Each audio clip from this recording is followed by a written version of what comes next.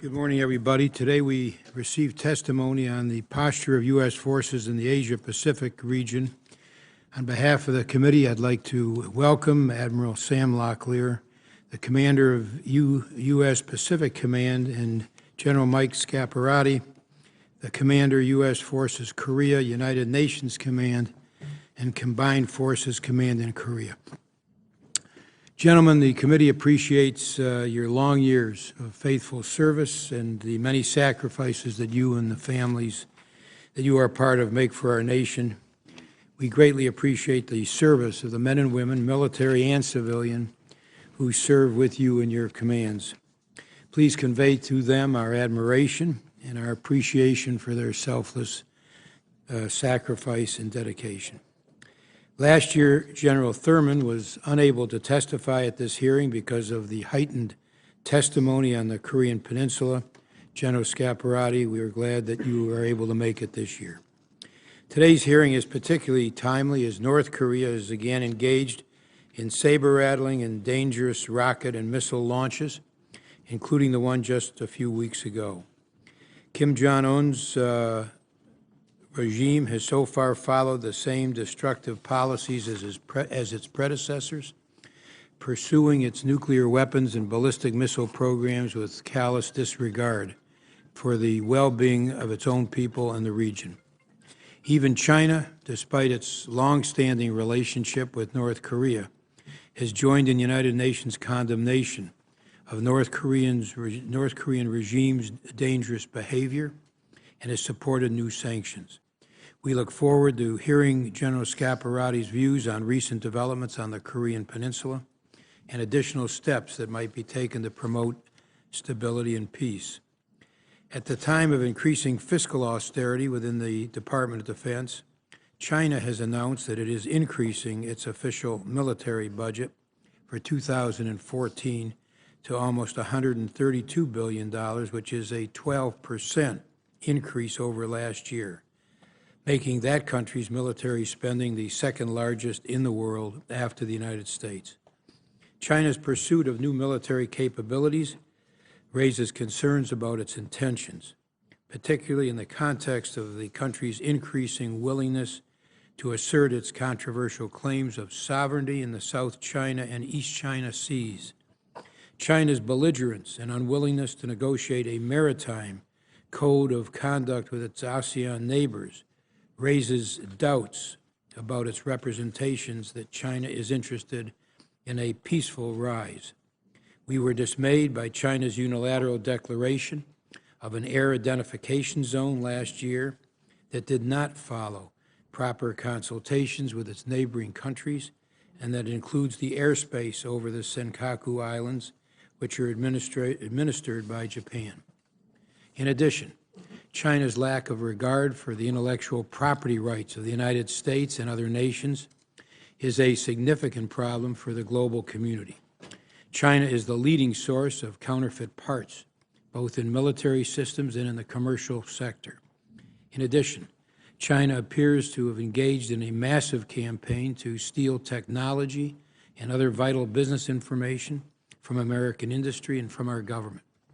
China's apparent willingness to exploit cyberspace to conduct corporate espionage and to steal trade and proprietary information from U.S. companies should drive our government and businesses to come together to advance our own cyber security. We also have grave concerns that China's cyber activities, particularly those targeting private companies that support mobilization and deployment, could be used to degrade our ability to respond during a contingency. Our committee will soon release a report on cyber intrusions affecting U.S. Transportation Command contractors. The administration continues to rebalance toward the Asia-Pacific to meet these challenges. Substantial realignments of U.S. military forces in South Korea and Japan are ongoing, as are initiatives to increase U.S. presence in Southeast Asia, especially in Singapore and the Philippines. The U.S. relationship with Australia is as strong as ever, as evidenced by the continued plans for successive rotations of U.S. Marines to Darwin, Australia. With respect to the planned realignment of U.S. Marines currently on Okinawa, the governor of Okinawa approved the landfill permit for the Futenma replacement facility at the end of last year. Nonetheless, I believe that moving forward with the construction of infrastructure facilities on Guam must await the final environmental impact statement and the actual record of decision. Once those actions are completed and we have been provided the final master plans, including cost estimates and a time schedule, we would be better able to judge the feasibility of the plans. So while I support the restationing of some Marines from Okinawa to Guam and Hawaii, it needs to be done in a fiscally and operationally sound manner. And of course, we must consider all of these challenges and initiatives in the Asia-Pacific against the backdrop of our current budget constraints. Admiral Locklear and General Scaparrotti, we'd be interested in your assessments of the budget reductions on your ability to meet your mission requirements. Again, we very much appreciate both of you joining us this morning. We look forward to your testimony on these and other topics. Senator Inhofe. Thank you, Mr. Chairman. I think we all know, and we've talked about this, that the world is getting more dangerous, and the Pacific is no exception. North Korea's erratic leader continues to engage in provocative actions, including military exercises, nuclear and missiles tests, and the development of a road mobile missile system. China declares unilateral air defense identification zones and makes provocative moves to blockade ships and claim sovereignty over vast tracts of the South China Sea. Despite the growing danger, the massive cuts to our national security budget, we're making the jobs of Admiral Locklear and General Scaparrotti more difficult. While the Chinese defense budget grows at 12%, Secretary Hagel tells his commands, quote, America dominance in the seas, in the skies, and in space can no longer be taken for granted. And that's the first time in my life that we've heard something like that. Our domain dominance has eroded due to diversion of resources from defense to the President's domestic agenda over the last 5 years, and that has consequences in our society. Less capable and less dominant U.S. forces make it more difficult for our men and women in uniform to handle crises. And as we're seeing around the world today, a less capable U.S. military makes it more likely that crises will erupt. Those who advocate drastically slashing the defense budget and a total retreat from the international engagement put the security of the homeland at risk.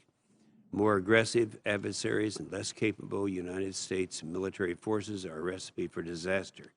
The dismantling of our national security over the last 5 years has led to the growth of extremists in Syria, Iraq, Iran, Putin's annexation of Crimea, and has invited increased Chinese belligerence in the East and South China Seas. The strategy of rebalance to the Pacific implies an increase in presence and resources. That's just not true. It's not happening. I have specific questions to ask about that. I look forward to Admiral Locklear's frank assessment of how the rebalance is perceived in the region, and some specific questions about that. I'm concerned that the retreating tide of U.S. leadership and the defense capability will encourage Kim Jong-un to be more aggressive. General Scaparrotti, we need to hear from you as to how this readiness problem that grounds airplanes, ties up ships, and cancels ground training will impact your combat capability. And I don't remember a time in my life when I've seen this type of thing happening. And I remember so well when it all started, whether we don't like to talk about it or not, back when the $800 billion, people talk about entitlements now, but this wasn't entitlements. This was non-defense discretionary spending that took place, and now we're paying for it and have been paying for it for the last 5 years. So it's a crisis we're in. You guys are the right ones to be there to try to meet these crises, and I appreciate the fact that you're willing to do that. Thank you, Mr. Chairman. Thank you very much, Senator Inhofe. Admiral? Mr. Chairman, Senator Inhofe, and distinguished members of the committee, thank you for the opportunity to appear before you today. For 2 years, I've had the honor and privilege of leading the exceptional men and women military and civilian, throughout the United States Pacific Command. They are not only skilled professionals dedicated to the defense of our great nation, but within Pacific Command, they serve as superb ambassadors and truly represent the values and strengths that make our nation great. We continue to work to ensure that they are well-trained, well-equipped, and well-led to meet the challenges we are facing in the 21st century. I want to publicly thank them and their families for their sacrifices. When I spoke to you last year, I highlighted my concern for several issues that could challenge the security environment across the Pacific Command area of responsibility, the Indo-Asia Pacific. Those challenges included the potential for significant HADR, or humanitarian assistance disaster relief events, an increasingly dangerous and unpredictable North Korea, the continued escalation of complex territorial disputes, growing challenges to our freedom of action in the shared domains of sea, air, space, and cyberspace, growing regional transnational threats, and the significant challenges associated with China's emergence as a global economic power and a regional military power. During the past year, we have been witness to all of these challenges, and our forces have been very busy securing the peace and defending U.S. interests throughout over half the globe. We have done our very best to remain ready to respond to crisis and contingency, although we have assumed greater risk. We have maintained focus on key aspects of the rebalance to the Asia-Pacific, strengthening our alliances and partnerships, improving our posture and presence, and developing the concepts and capabilities required by today's and tomorrow's security environment. And we have done this against a backdrop of continued physical and resource uncertainty and the resultant diminishing readiness and availability of our joint force. I'd like to thank the committee for your continued interest and support, and I look forward to your questions. Thank you so much. Admiral, General Scaparrotti. Chairman Levin, Ranking Member Inhofe, and distinguished members of the committee, I'm honored to testify today as the Commander of the United Nations Command, Combined Forces Command, and United States Forces Korea. On behalf of the service members, civilians, contractors, and their families who serve our great nation in Korea, thank you for your support. After 6 months in command, I'm confident that the combined and joint forces of the United States and the Republic of Korea are capable and ready to deter and, if necessary, respond to North Korean threats and actions. We know how real the North Korean threat is, as 4 years ago tomorrow, North Korea fired a torpedo sinking the South Korean ship Shonan, killing 46 sailors.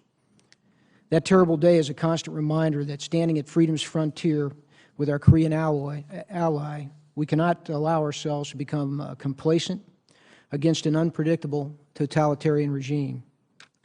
The Kim Jong-un regime remains dangerous and has the capability, especially with an ever-increasing asymmetric threat, to attack South Korea with little or no warning. North Korea has the fourth largest military in the world, with over 70% of its ground forces deployed along the DMZ. Its long-range artillery can strike targets in the Seoul metropolitan area, where over 23 million South Koreans and almost 50,000 Americans live. In violation of multiple UN Security Council resolutions, North Korea continues to develop nuclear arms and long-range missiles. Additionally, the regime is aggressively investing in cyber warfare capabilities. North Korea brings risk to the world's greatest or fastest-growing economic region, which is responsible for 25% of the world's GDP and home to our largest trading partners. Against this real threat, our nation is committed to the security of South Korea and to our national interests. Our presence and your support of our troops give meaning to this commitment. We are a key component of the nation's rebalance to the Asia-Pacific region. Together, the alliance's commitment to each other enables stability and prosperity, now and in the future.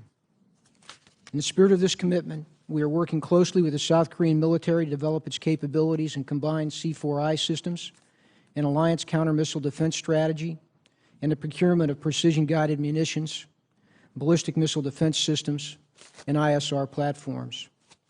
Readiness is my top overarching priority. To ensure that we are focused on the right things at the right time, I've developed 5 priorities.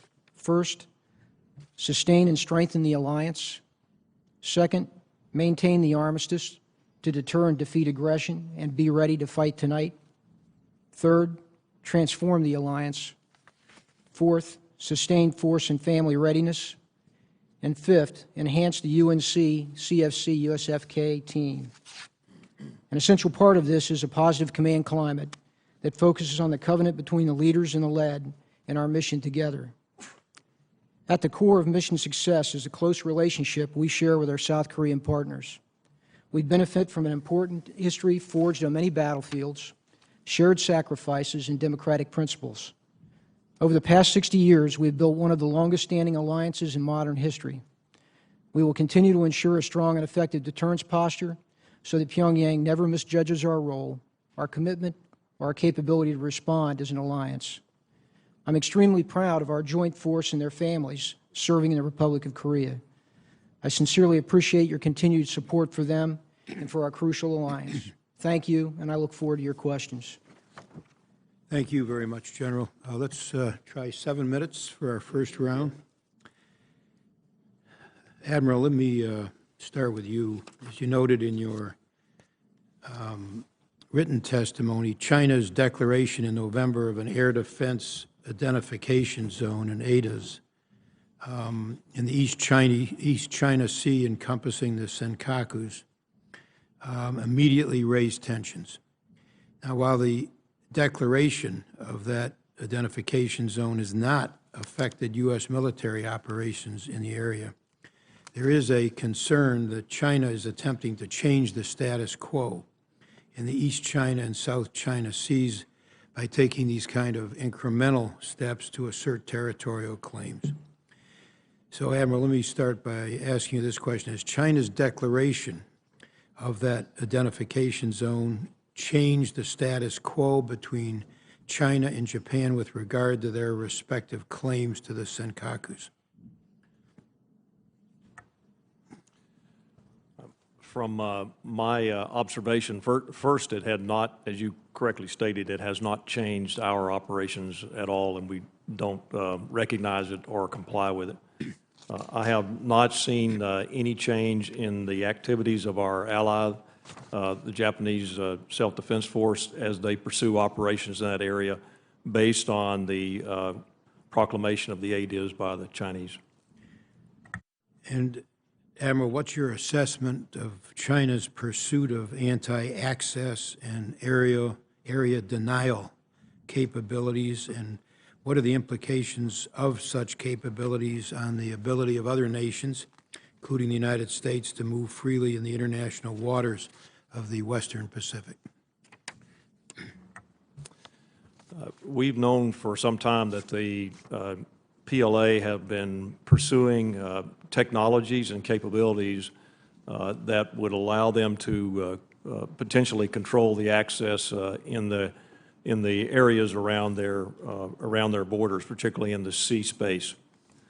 Those technologies, specifically, I believe, are directed at what they perceive as potential U.S. vulnerabilities as we maintain our forces forward. So we have for many years built our security environment around aircraft carriers forward bases with our allies. We rely heavily on cyber and on space capabilities because we operate a long distance from home, and we rely on a long line of logistics support necessary to be in that far forward and to maintain a peaceful security environment. So I would say that the A2AD capabilities that we observe are being pursued by the PLA go after either directly or indirectly what they perceive as potential U.S. vulnerabilities. So whether they ever intend to use them with us or against an ally, the concern also is that these technologies will proliferate and they will further complicate the global security environment. Okay, Admiral, what's your assessment of China's cyber activities that are directed towards the United States? What can you tell us about their use of cyberspace to target U.S. defense contractors? Well, in the cyber world, there's a lot of bad actors. It's not just China, but specifically, since we look at this, We've known for some time that there has been state-sponsored activity to try to look at and to try to get into defense contractors and then to work that backwards to try to either develop an advantage or to better understand any vulnerabilities that we may have. So we watch this very carefully. We are becoming more and more aware of activities such as this on a global scale. And I believe that the steps we're taking to build cyber forces that are capable, to build on what I believe is our advantage in cyberspace. I believe we have a considerable advantage compared to the rest of the main actors in the world, and that our advantage is only going to increase as we put these capabilities in place. Okay, Admiral, let me switch topics to the Futenma Replacement Facility, the FRF, on Okinawa. And there's now been some progress in that area. Do you believe that 10 years is a reasonable timeline for the construction of that facility? And do you believe that the government of Japan and the Marine Corps are committed to adequately maintaining the current Futenma Air Station until the FRF is completed? Well, the facility at Camp Schwab that will ultimately replace Futenma, we're happy with the decision that was made by the signing of the landfill permit. It was another step forward in making this a reality. By all estimations I have seen, 10 years is a reasonable amount of time. It could actually be done faster, and I believe that there are those who would like to see it done faster, particularly within the Japanese Japanese government. I believe that currently that the funding is in place to be able to ensure that Futenma remains safe and adequately operated. And I can assure you it'll be a priority. We don't want to see that facility degrade to the point that it puts our operations at risk. Okay, thank you. General, let me ask you about this same issue of North Korea. Are the Chinese, in your judgment, unwilling or unable to exert pressure on the North Koreans to agree to preconditions to restart the six-party talks? Chairman, based on those that I've talked to in the region, to include South Koreans and their contacts, I believe we've seen some result of China's pressure on North Korea in the muted rhetoric of Kim Jong-un in the past several months, particularly after the assassination of his uncle. So I believe they can put some pressure, and we've probably seen a result of some of that. However, I think there's much more that they could do, as most of North Korea's banking and much of their commerce comes through China. And to this point, they've been unwilling to take any more steps as far as I can tell. Thank you. Thank you. Senator Inhofe. Thank you, Mr. Chairman. This morning, in the Stars and Stripes this morning, there was a good article I'd asked now that be made a part of the record, and it talks about the what's happening to our capabilities in that area. Admiral Locklear, you're quoted here saying the resources currently at your disposal are insufficient to meet operational requirements, and I appreciate that that statement. Admiral Locklear, it's my understanding that 50% of the Navy's 300 ships, or about 150, were expected to be in the Pacific Theater initially. Was that right? Well, we've had about 50% historically for a number of years. And okay, this didn't take a long answer here. As part of that rebalance now, they're talking about they would expect that to go up so that it'd be around 180 instead of 150. And this is the point I'm trying to get. Because of what's happening now and the sequestration coming, it would be 60% of a smaller number coming out with the same number of ships available in that theater of 150. Do you follow me here? I follow you, yes, sir. Yeah, what about our partners over there, our allies, Japan and Korea and Australia? Do you think they understand that while they were expecting that we would have 150 ships and it ends up being increasing to 180 and yet it ends up being 150? Is this something that they will understand or they will appreciate, or do they believe that we have the kind of problems that we have? I can't speak for how they feel about it, but my expectation is that they are very watchful of how the U.S. defense budget will play out in the long run. Well, you know, we've said that our friends won't trust us and our enemies won't fear us. This was in the Middle East, and I'm beginning to think that we're going to have the same situation in that theater also. And Admiral, the Chinese ballistic missile capable submarines that can hit the United States from the East Asian waters will begin patrols this year, and the Chinese defense budget is expected to grow by 12%. I'm kind of reminiscent of the days that back in the 90s when we were cutting down our military by about 40%. At that time, China was increasing by around 200%. That was over that decade in the 90s. And I'm seeing some of the same things happen here. The priorities of our country versus the priorities of China. I've always been concerned about China and their capabilities. And when the Secretary, Hagel, and I appreciated his statement, he said American dominance on the seas and the skies and in space can no longer be taken for granted. Does that concern you as much as it concerns me, Avril? Well, I think in the context of globally that the Chinese military and the growth of the military won't be a global competitor with the U.S. Security for a number of decades, depending on how fast they spend and what they invest in. The biggest concern is regionally, where they have the ability to influence the outcome of events around many of our partners and our allies by the defense capabilities that they're pursuing. Yeah, and the quote that I read out of this morning's Stars and Stripes, was that an accurate quote?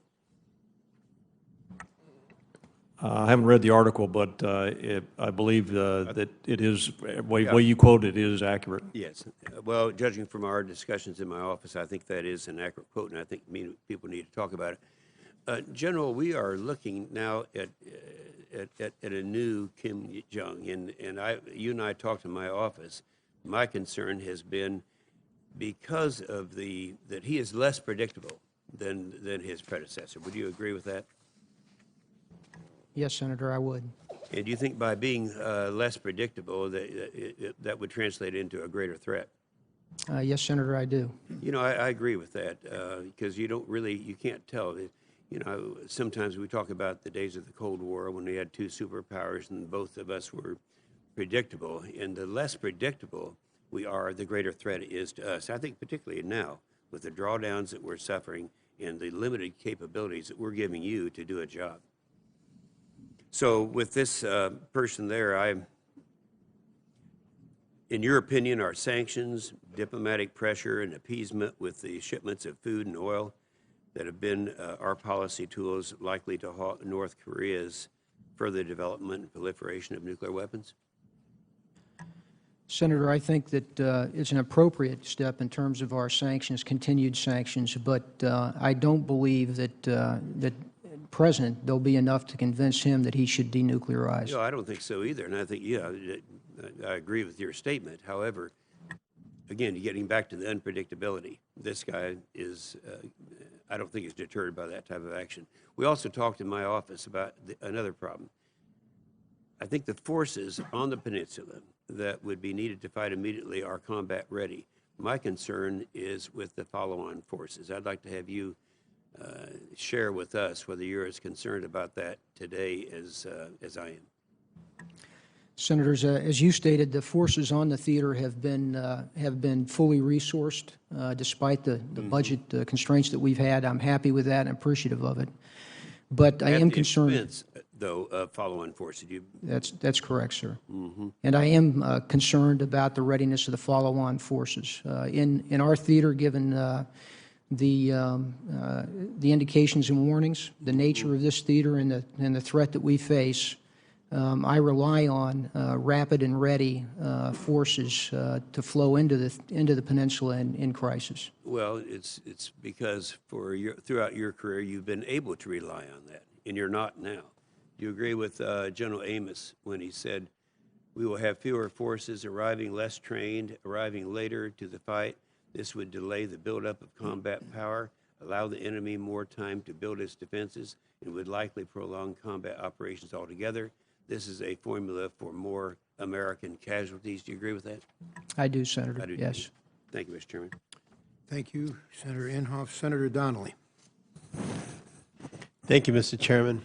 Admiral, General, thank you so much for your service. Admiral, what is the current status of China's hypersonic weapons projects?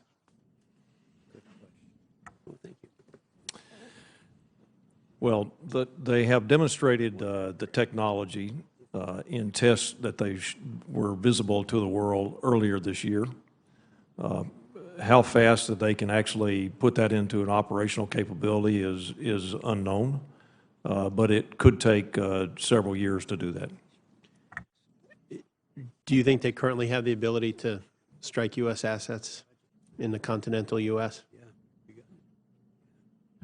Say it again, sir. Do you think through the hypersonic weapons projects, you mentioned it'll take several years to get it done.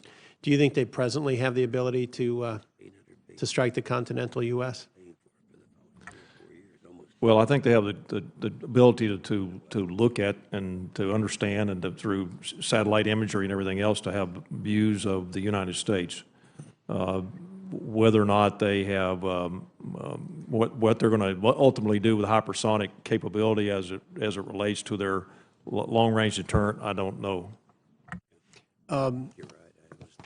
How would you characterize China's attempts to disseminate technology to Iran and North Korea? Full speed ahead, or what would you say? Well, in the case of North Korea, which General Scaparrotti and I spent a lot of time looking at, to some perspective, North Korea is an ally of China, and they're closely aligned from a military perspective and have been for a number of years. And I know that there has been some progress made as far as the Chinese supporting the sanctions. I can't tell you how much they are abiding by that, but my sense is that that there has been a close relationship on military capability and military equipment for some time, and probably will continue. How would you see the pace of Chinese cyber attacks this year, coming up 2014, the first quarter so far, the rest of the year? We saw an extraordinary amount in 2013, and how would you compare the volume? First the volume, and then next would be the quality or the targets involved. Well, I think after we made it fairly public that there was knowledge, that we had knowledge of what was happening from some of the factions in China, there was, for some period of time, there was a decrease, I understand. But there are still lots of cyber attacks that occur, as I said earlier, not only from China, but other places in the world. And those number of attacks, as the cyber world becomes more complicated, are on the rise.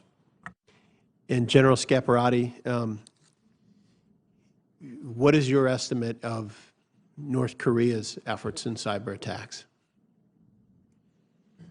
Senator, North Korea is, along with their other asymmetric means, are investing in cyber capability.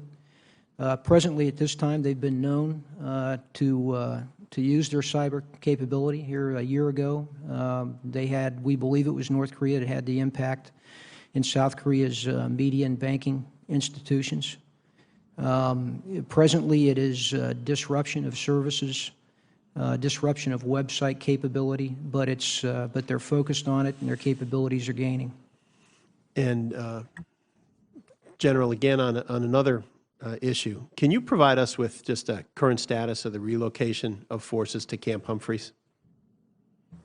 Yes, sir. Our relocation has begun, as you know.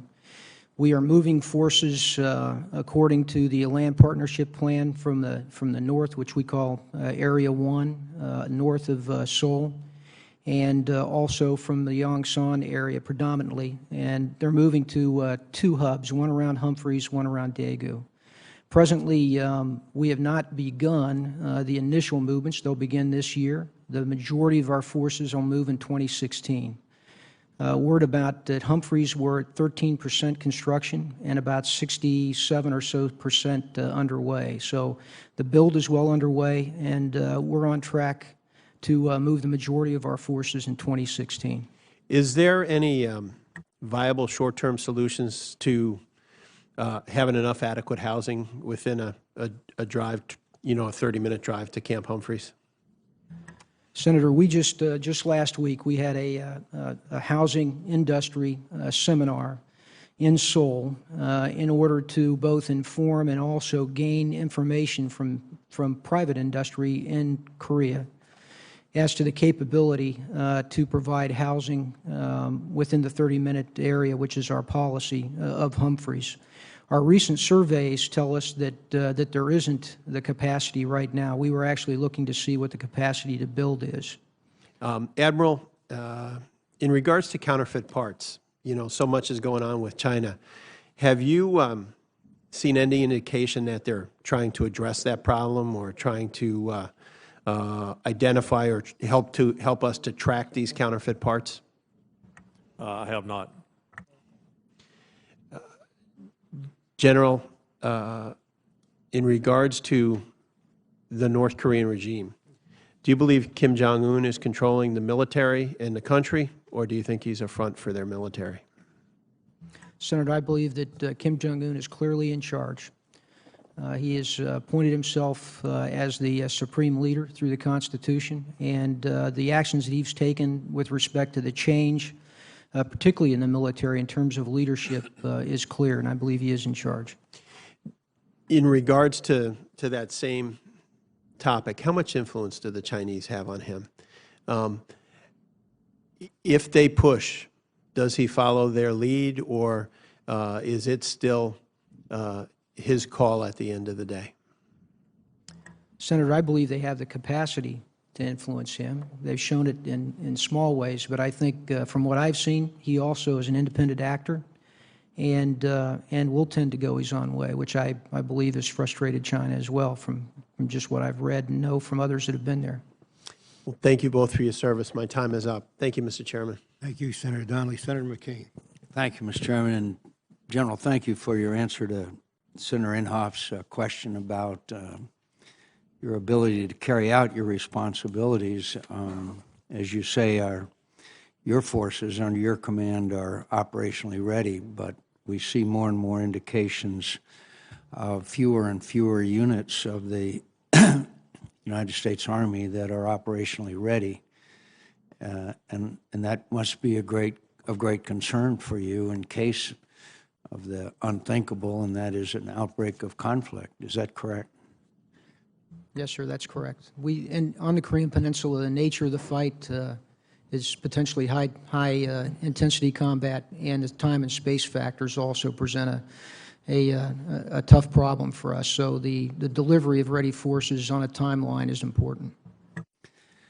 Admiral Locklear, would you agree that China's efforts are underway to change the balance of power in at least the Western Pacific? I would agree.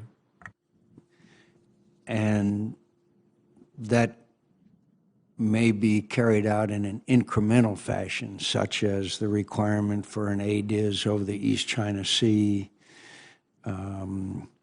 the acquisition of an aircraft carrier. In other words, incremental steps that probably wouldn't sound too many alarm bells. Is that what you think what do you think their strategy is to assert their influence and dominance of that part of the world?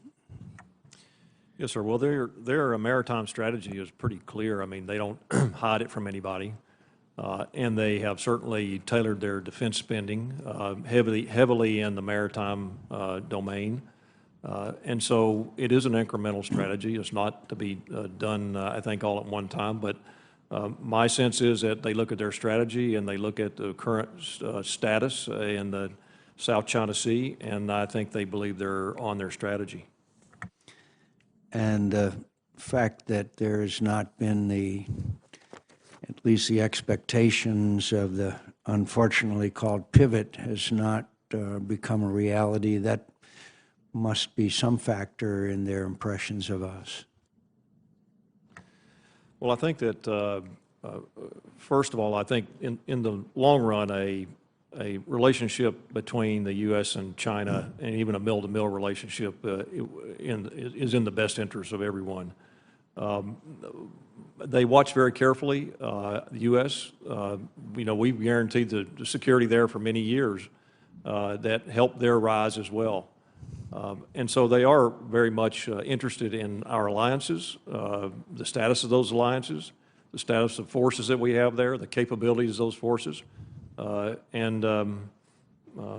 yes, it does matter to them. And the announcement of 12.2% increase in defense spending by China, certainly a contrast in our defense spending. And traditionally, much of their increases in defense spending have not been transparent. Is that correct? I believe that there is more defense expenditures than what they report annually.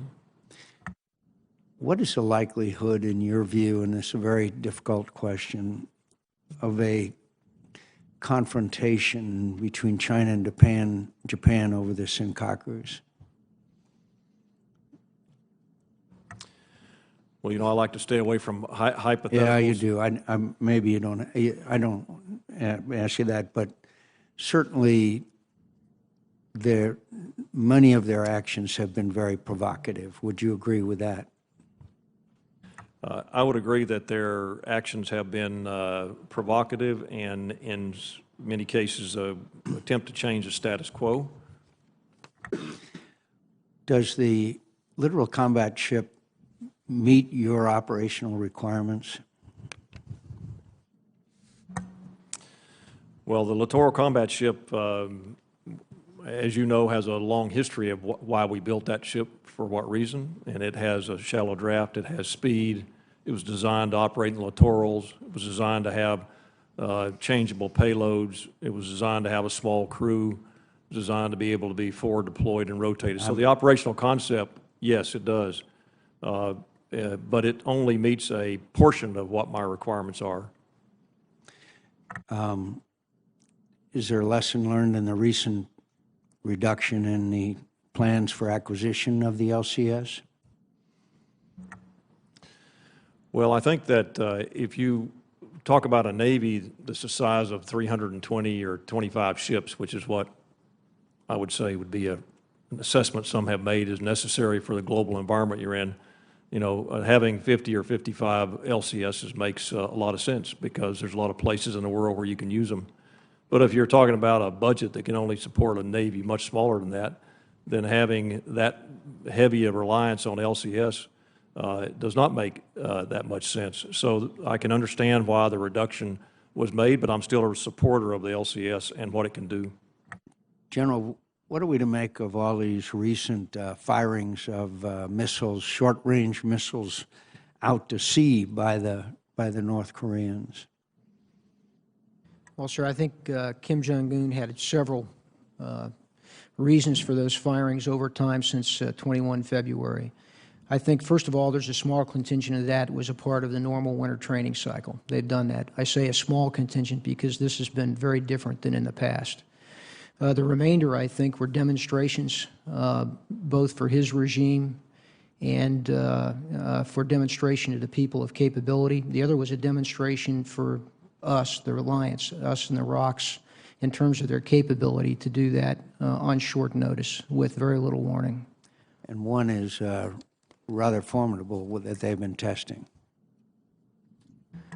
Yes, this was, it consisted of SCUDs and then also an experimental MRL that they tested as well. And how capable is that? That's a capable system, and it's one that can provide a good munition in rapid fire. I thank the witnesses and thank you for your service. Thank you, Mr. Chairman. Thank you very much, Senator McCain. Senator Reed. Thank you, Mr. Chairman, and thank you, gentlemen, for your service. Admiral, the Chinese strategy, can you describe it? Is it a combination of the ability to project forces and aerial denial, or is it exclusive to one of those dimensions, or is it something else?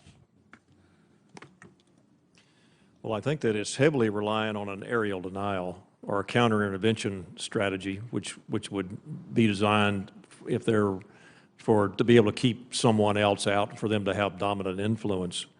However, we are seeing a more global outreach, a more forward deployed. I mean, we've seen successful PLA operations in the Gulf of Aden and counter-piracy operations.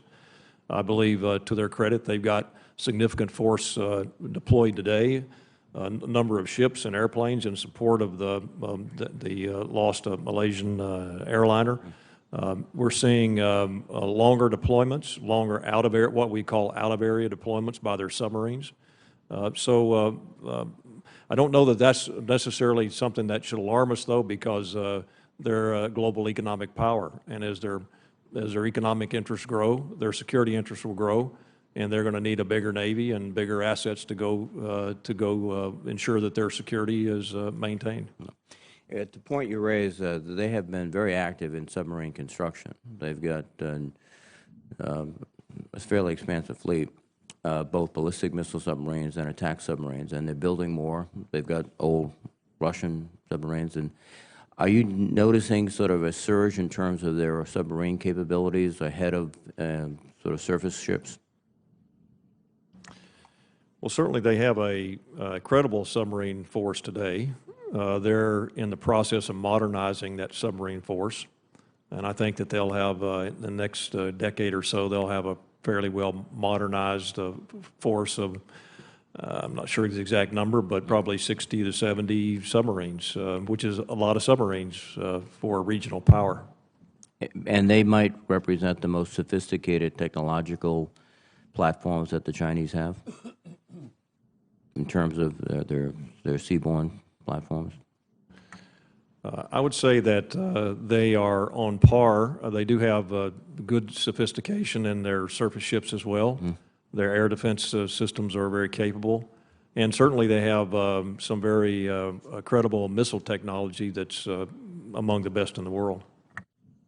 And General Scaparrotti, how would you evaluate the readiness of the Republic of Korea forces to fight in a joint effort with U.S. forces on the ground, under your command, obviously, as UN commander? Yes, Senator, I'd rate them very highly. They're a modern, capable force. Their officer corps is well-trained. A conscript army, but they have good training for their soldiers, sailors, airmen, and Marines as they come in. I've been out with all of their services in the 6 months I've been there, and they work well together. You know, as an alliance, we work well together as well.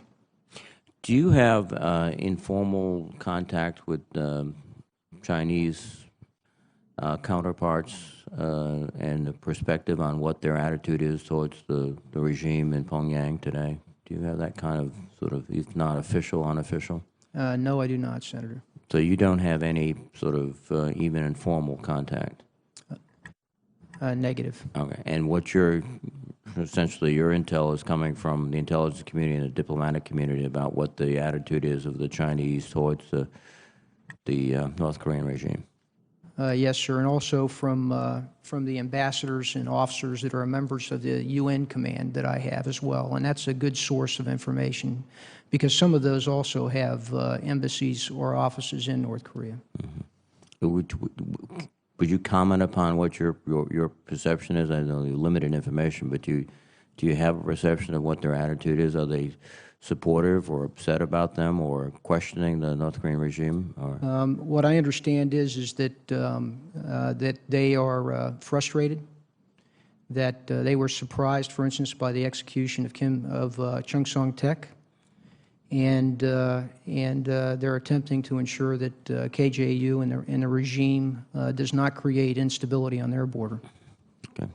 Admiral, let me turn to another issue, too, and that's amphibious capabilities in Asia. The Marine Corps was engaged in counterinsurgency operations for more than a decade in Afghanistan and Iraq. They're now, with this pivot, coming back in. Can you comment about the capability to conduct amphibious operations in the Pacific? Yes, Senator. Well, we have had a good return of our Marines back to the Asia Pacific, particularly as the activities in the Middle East will wind down in Afghanistan. Under my combatant command, I have 5 amphibious readiness groups. I have 4 in San Diego, and 1 in Hawaii. I mean, I'm sorry, 1 in Sasebo, Japan. But the reality is that to get Marines around effectively, they require all types of lift. They require the big amphibious ships, but they also require connectors. I have asked for additional amphibious lift to be put into the Pacific, and that request is under consideration. But without that lift, you would be challenged to simply conduct a opposed amphibious assault. Well, the lift is the enabler that makes that happen. So we wouldn't be able to do as you suggest. Thank you, sir. Thank you, Mr. Chairman. Thank you, Senator Reed. Senator Sessions. Thank you, Mr. Chairman. General Scaparrotti, having observed your plans and base relocation in Korea, tell us the number of troops you're looking to house there and whether or not families will be accompanying the soldiers. Yes, sir. As we relocate, predominantly Humphreys, I'll focus mostly on Humphreys. That's the largest base that we'll have there. We will relocate forces, and they'll go from about 9,000 to approximately 24,000 in that area. And in terms of families, it would be about, in terms of command-supported families in that area, about 2,700. So most of the soldiers will be deployed without families? That's correct. In Korea, as you know, Senator, the predominance of our force are on unaccompanied tours. Now, what would be the total force strength in Korea? 28,500, sir. And this new basing would allow that to be to house them adequately. I think current housing is inadequate, and I think the relocation is smart, and I think you could be leaner and more effective with this relocation. And are you on track fundamentally? I agree with you, and we're on track fundamentally. We're not exactly on the timeline, primarily because of construction. About a 3 months lag on that, but I think we'll be okay. Admiral Locklear,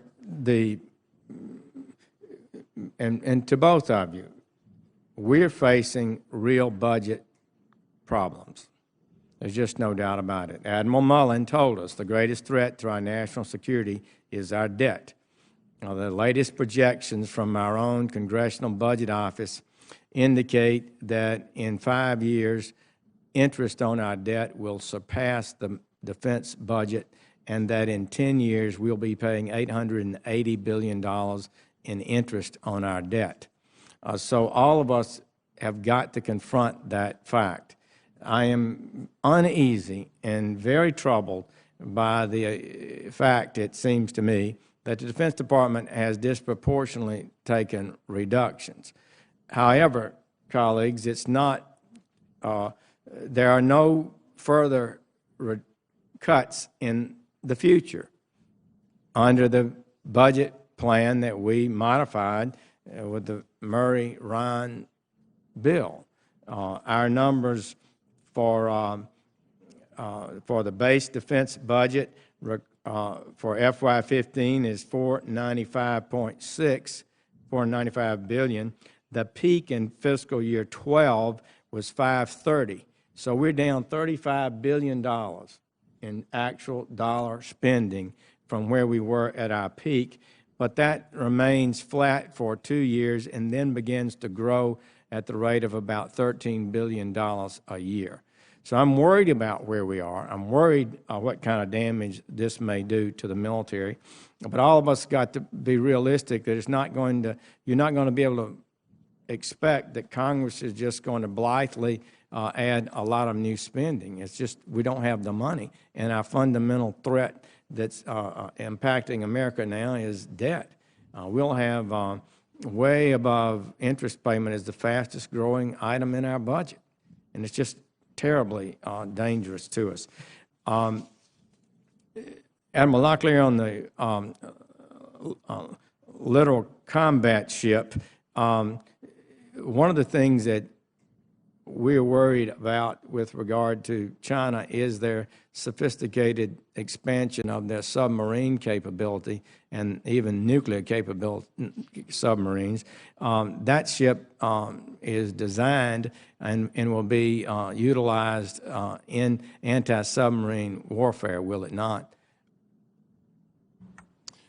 One of the three capabilities that was in the original design was as a anti-submarine warfare capability. And are we where we need to be in terms of technology to identify and monitor submarine activity?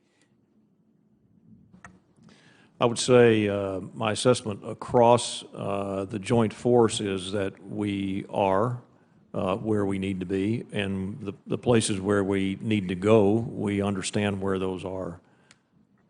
With regard to modern mines are threats to us and could deny access to entire areas of the ocean.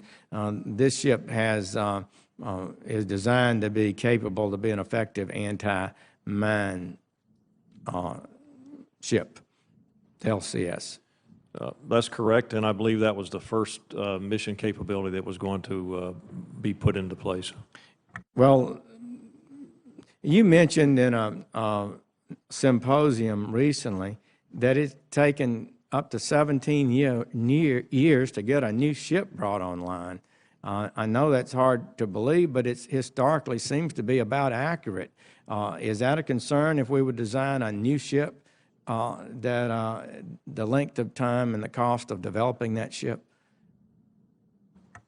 Well, I actually got that quote from Admiral Wayne Meyer, who was basically the father of Aegis, and he instructed me one day that from the time you think about a ship until you actually operate it, it's called a 17-year locust, he's told me. He said it takes 17 years by the time the bureaucracy works itself out. So we tried to, in the littoral combat ship, we tried to cut that, and I think we cut it by a significant amount, the Navy did, but it wasn't without risk. And it was almost 17 because it was, when I was on the Sea Power Subcommittee when I came here 17 years ago, Admiral Vern Clark was proposing the LCS, and it's just now becoming to be produced. It's a fabulous ship and has great potential, as you indicated earlier, to take on board all kinds of technological equipment that could be valuable in the future, and you'd want to continue to see them develop at the speed they are. Well, I'll submit some written questions perhaps about my concern about our allies in the Pacific, the growing strength of the Chinese nuclear capability, and how that is impacting our friends and allies who depend on us for a nuclear umbrella. And I believe, as we discuss, colleagues, any kind of nuclear treaty, we can't just consider Russia. We'll also have to consider a rising nuclear capability of China. Thank you very much. Thank you, Senator Sessions. Senator Shaheen. Thank you, Mr. Chairman. Welcome to both of you. Thank you for being here and for your service to this country. Admiral Locklear, I know that this has come up before, but in your written testimony, you highlight China's significant advances in submarine technology and its continued production of ballistic missile submarines, which will give China its first credible sea-based nuclear deterrent, probably by the end of 2014, as you say. Obviously, this statement is very concerning, and I wonder, the Department of Defense's submarine capabilities are going to be critical, as you've discussed, and the continued procurement of 2 Virginia-class submarines each year will be critical to mitigating the projected shortfall in submarines included in the Navy's 30-year shipbuilding plan. Are you confident that the Virginia-class sub-procurement plan and the proposed enhancements are what we need to meet the demands of our submarine force in this century? I'm confident. Can you elaborate a little bit on that, given the challenges we're facing from China? Well, certainly we need to sustain the size of our submarine force, and I'd be an advocate of growing our submarine capability. We still maintain a significant advantage in undersea warfare, and we need to continue to maintain that significant advantage. The same applies to submarines as it applies to ships or airplanes. Only one submarine can be in only one place at one time. So we have to size that force based on what the world is showing us today and into the future. The world gets a vote on how we have to respond, and submarines figure heavily into, particularly my AOR, into scenarios from peace all the way to contingency. As far as the upgrades that we are putting into our Virginia-class submarines, I'm comfortable that the submarine community and the Navy have looked hard at their role and how they're going to be in the joint role in the joint force, and that they have calculated across a wide range of missions that submarines do, whether it's intelligence and reconnaissance, whether it's strike capabilities, whether it's special operations capabilities, that these have been figured into the future design of the Virginia-class submarine. Thank you. Did you want to add something, General Scaparrotti? No, thank you. Okay. You leaned forward and made me think you had a comment. Robert Work testified before this committee last month at his confirmation hearing. And one of the things that was a concern to me, I think probably to Senators King and Ayotte, at a very parochial level, is that he talked about the U.S. shipbuilding industrial base as being under pressure. And as we have looked at the projected population of expert shipyard employees, those with 30 or more years of experience, it's expected to decline by roughly 40% by 2018. And so I wonder if you could talk about how concerned you are about this, Admiral Locklear, what steps are being put in place to address attracting a new workforce to replace the folks who will be retiring, and especially given the challenges of budget cuts and uncertainty, how you expect we will address this coming challenge.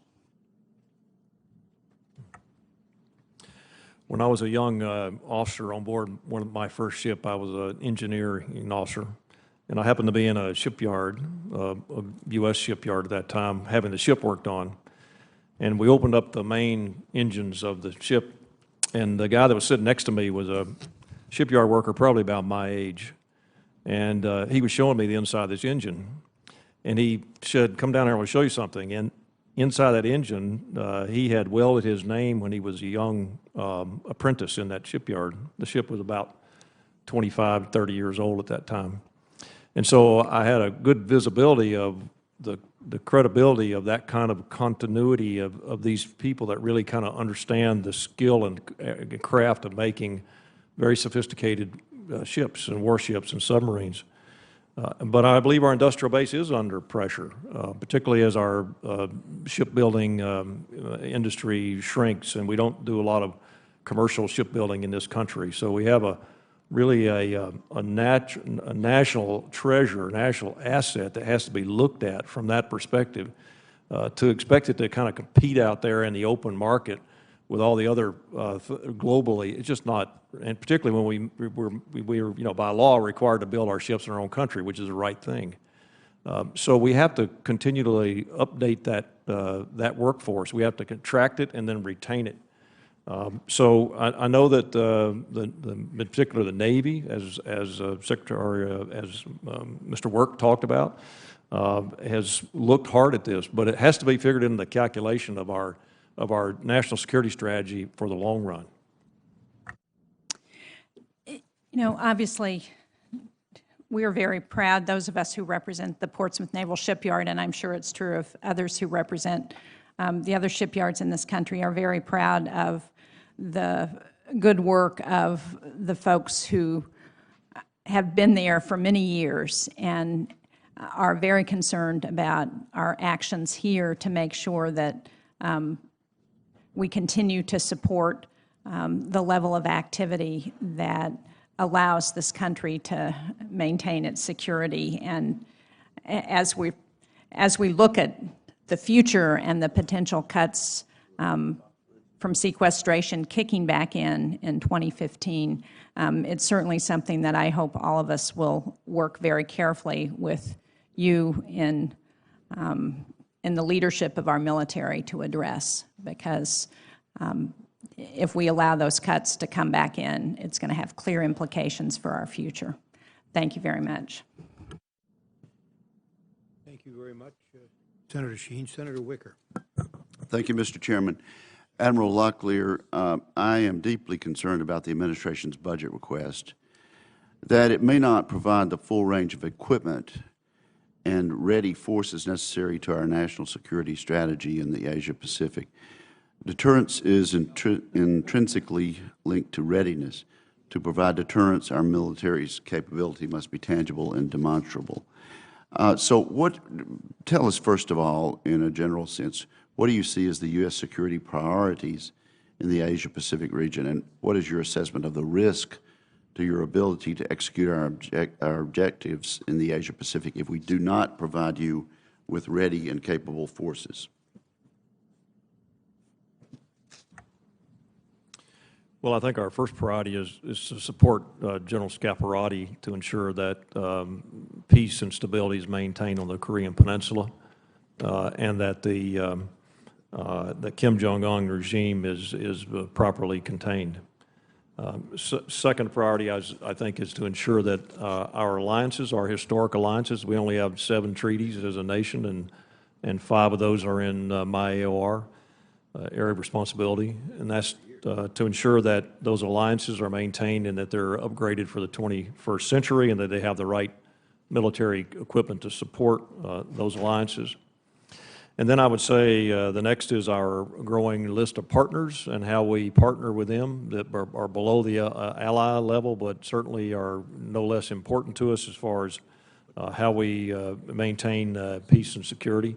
And then I guess finally, it's just, we've enjoyed stability in this region generally for the last, number of decades. And so U.S. military presence has underwritten that stability, and I believe it remains a priority. I believe this is what the rebalance was about, is to recognition that we have to get back at it in the Asia-Pacific by necessity, not by desire, but by necessity. Sir, who are our growing list of partners? Would you outline those? Well, we have a strategic partnership in Singapore. We have growing relationships with Malaysia and the Philippines, Indonesia. Malaysia, Philippines ally, but Malaysia and Indonesia. Brunei, all these countries that are predominantly in Southeast Asia and South Asia that are important to the future security environment. Okay, and so we have obligations to 5 countries under treaties, and then we have that's growing list of partners. Help us with the people that might be listening in, the American on the street, the guy at work, the soccer mom taking care of the family. How does stability affect us in our daily lives? Stability in your area of responsibility. Well, my area of responsibility is 50% of the world. Of that 50%, 17% of it is land and 83% is water. Of that 17% of the land, 6 out of every 10 people alive live on that 17%. Most of the global economy is generated from there. Most of the type of two-way trade that our country does in this region is generated there. Most of the energy supplies that really influence a global economy flow through this region every day. We're a Pacific nation. Our economy is Pacific-centric, and it's important to all of us for the security of our children and our grandchildren to ensure that a peaceful and stable Asia, Indo-Asia Pacific, is maintained. You know, I think you're right, Admiral. And it just concerns me a bit as I look at what's going on now with some of our European allies, countries that have relied to their detriment on promises that we've made about the integrity of their territory.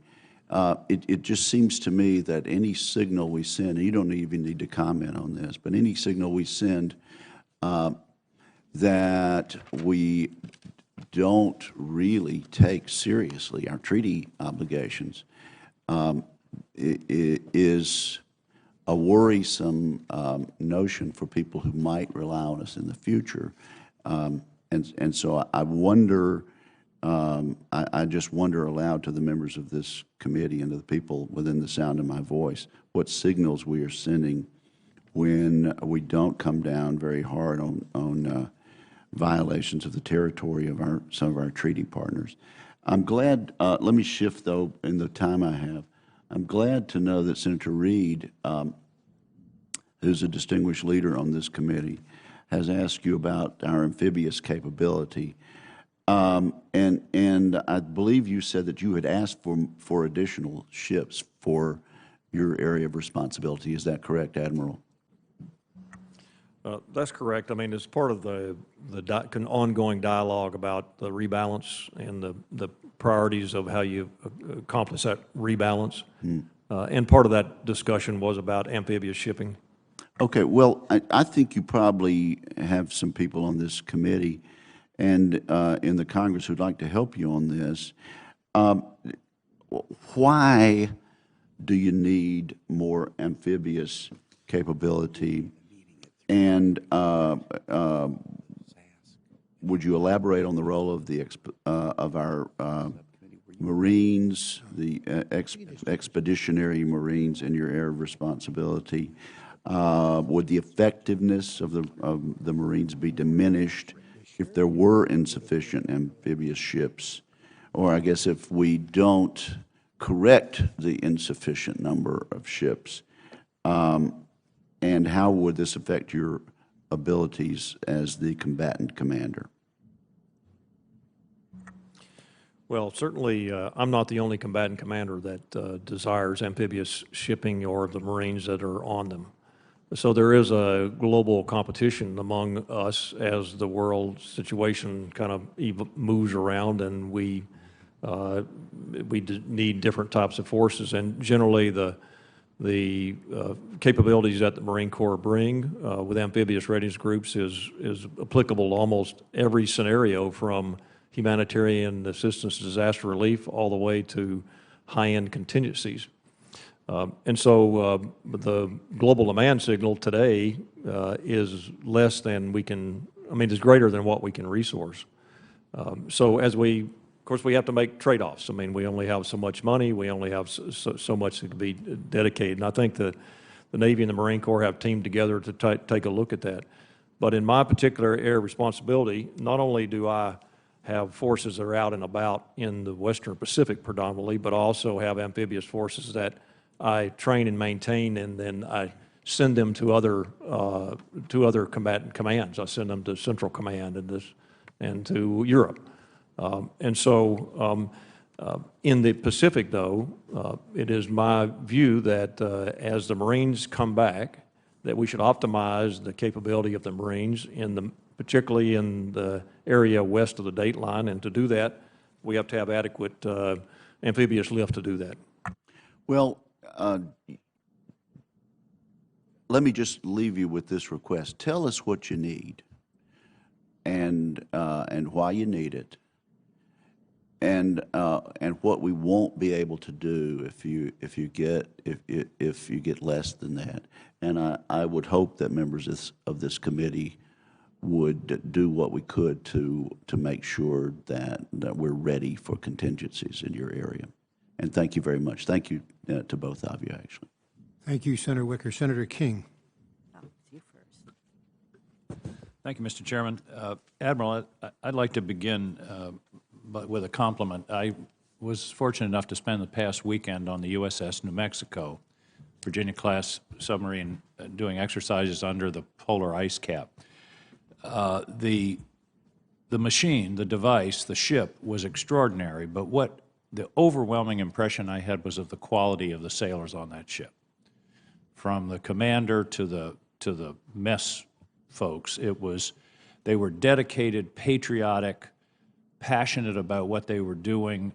You have an extraordinary organization, and I think sometimes we talk about it in a kind of general sense, but to see these young people and their level of knowledge, I was particularly impressed by enlisted people who had come up through the ranks to have real responsibility on that ship. It's an indication of the quality of the military that we have, and I sometimes feel that we don't adequately acknowledge and reward those people for the extraordinary and uncomfortable, by definition, on a submarine work that they do. It was a riveting experience in terms of the admiration for those young people. So the organization is to be complimented. Secondly, I want to associate myself with the comments of Senator Sessions. I worry that we're whistling past the graveyard in terms of the debt service requirement that's looming as interest rates inevitably rise. Interest rates now are running at about 2%, which is a world record of low. If it goes to 4.5%, then just interest charges will exceed the current defense budget. That's dead money. It doesn't buy any ships, personnel, park rangers, Pell Grants, or anything else. And I think it's something that we really need to pay some attention to while we're in this interest rate lull, because when they go up, it's going to be too late.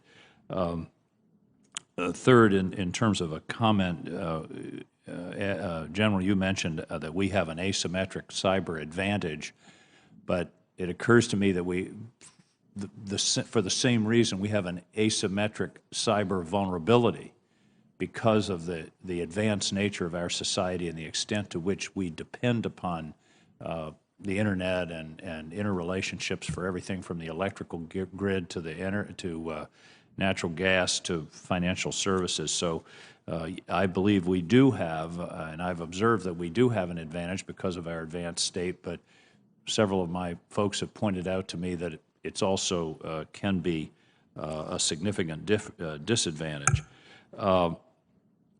Admiral, turning to your responsibilities, what do we need to bolster the security capabilities of our allies and partners in the region, assuming we can't carry the whole burden, especially where we don't have a permanent military presence? Is there more we should be doing in the area of foreign military sales, foreign military financing, training, and those kinds of things in the Pacific region? Well, in general, I'd say that foreign military sales are an exceptional tool to be able to do a couple things. One is to bolster the capacity and capability of our partners and our allies so that they can be more supportive in the security environment, and we're certainly doing that with our key allies. But what it also does is that when you have FMS sales, it puts you together with a relationship for sometimes 20 or 30 years, depending on the life of the system that you have. So you share training, you share schools, you share common experiences, you share part supply, all those types of things. So I believe that FMS is a very, very valuable tool for being able to help us shape the security environment, particularly in my area of responsibility. Senator Kaine and I were recently in the Middle East and observed the value of the training component where military officers from other countries come here for training, and that serves, clearly it's a training value, but it's also kind of America 101 kind of process. Is that an aspect that takes place also in the Pacific Theater? It is. Of course, we rely heavily on IMET funding to be able to do that. And I think we could use more IMET. You accurately stating it. And it's not just our partners and allies coming this direction. It's also our officers and enlisted going in their direction. Anytime you build trust and understanding, that lasts for years. And it builds a kind of inherent ability in the security environment. You know, when you have senior officers at my level that have known each other in different countries, known each other for 20, 30 years, went to school with each other, you know, it makes a difference when you have to deal with a crisis. Question for both of you gentlemen. The President's 2015 budget request to retire the U-2 manned aircraft in favor of the unmanned Global Hawk for high-altitude reconnaissance. Will the Global Hawk be able to provide the capabilities you need, or will there gaps be created by the retirement of the U-2? Do you gentlemen feel that the Air Force request is appropriate, given your needs and the needs in your region? Senator, first of all, given the budget constraints, I understand the services and the Air Force's need to reduce platforms, also aging platforms. But in my particular case, as the operational commander in Korea, the U-2 provides some unique capability that, at least presently, the Global Hawk won't provide. And it'll be a loss in intelligence that's very important to our indicators and warning. So as we look at this, as they look at the retirement of the U-2, we have to look at the capabilities of the Global Hawk and perhaps building those capabilities so that I don't have that intelligence loss. And isn't the case that you're dealing with a potential adversary that is so unpredictable and can act so rapidly that intelligence is of utmost importance? It is. I look for persistence because of that indicator and warning that I need in a short timeline. Follow-on question, very briefly. The Air Force is also requesting a reduction in Predator and Reaper combat air patrols from 65 to 55. Is that a problem? Admiral, why don't you tackle that? Well, in our AOR, and I think General Scaparrotti will have his own perspective on it, the type of capabilities that the Reaper brings are we live in a contested environment. And so, you know, you can't equate the success you've had with those platforms in areas of the world where you had maritime or you had air supremacy or air superiority.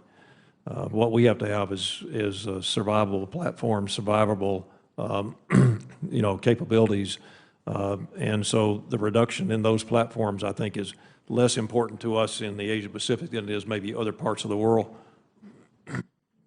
General, any thoughts on that question? No, I agree with Admiral Locklear. I think given the conditions that we have in Korea and high-intensity potential crisis, high-intensity, we would have to gain air dominance before we employed those. Thank you, Mr. Chairman. Thank you very much, Senator King. Senator Ayotte. Thank you, Mr. Chairman. I want to thank both of you for your service and your leadership, and particularly also your families for the sacrifices you've made.